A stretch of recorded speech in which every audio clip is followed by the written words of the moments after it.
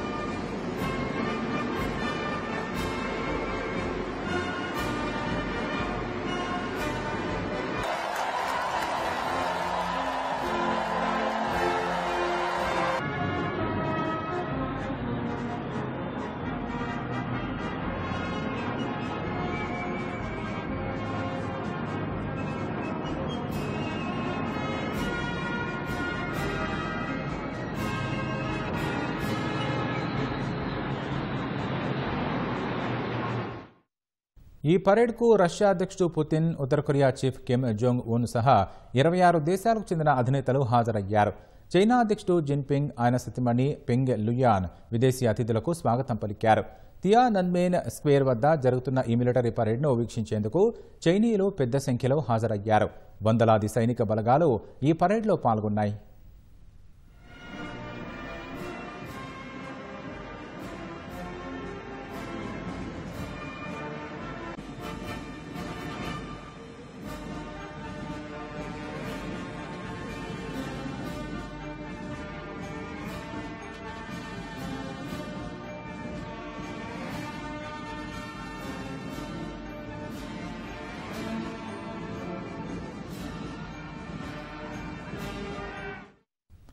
Military parade సందర్భంగా China, Russia, ఉత్తర Korea అధినేతలు ఒకే వేదికపై ఆసీనులై తమ ఐక్యతను చాటారు.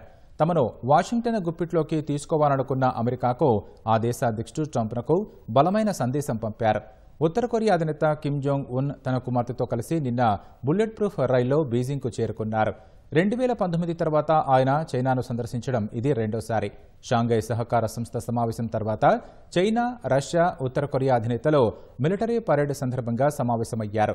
భారత్పై అమెరికా 50% సుంకాలు విధించిన తరుణంలో ఎస్సీఓ సదస్సు సందర్భంగా ప్రధాని నరేంద్ర మోదీ రష్యా అధ్యక్షుడు పుతిన్, చైనా అధ్యక్షుడు జిన్పింగ్తో సమావేశమయ్యారు.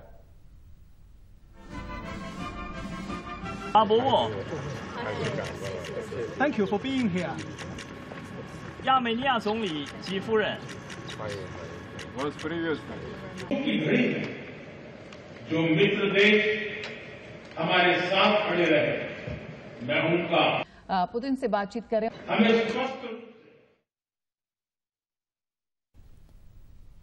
చైనా మిలిటరీ పరేడ్ ద్వారా తన సైనిక శక్తిని, అధ్యక్షుడు జిన్పింగ్ నాయకత్వ పటిమను ప్రపంచానికి చాటే ప్రయత్నం చేసింది.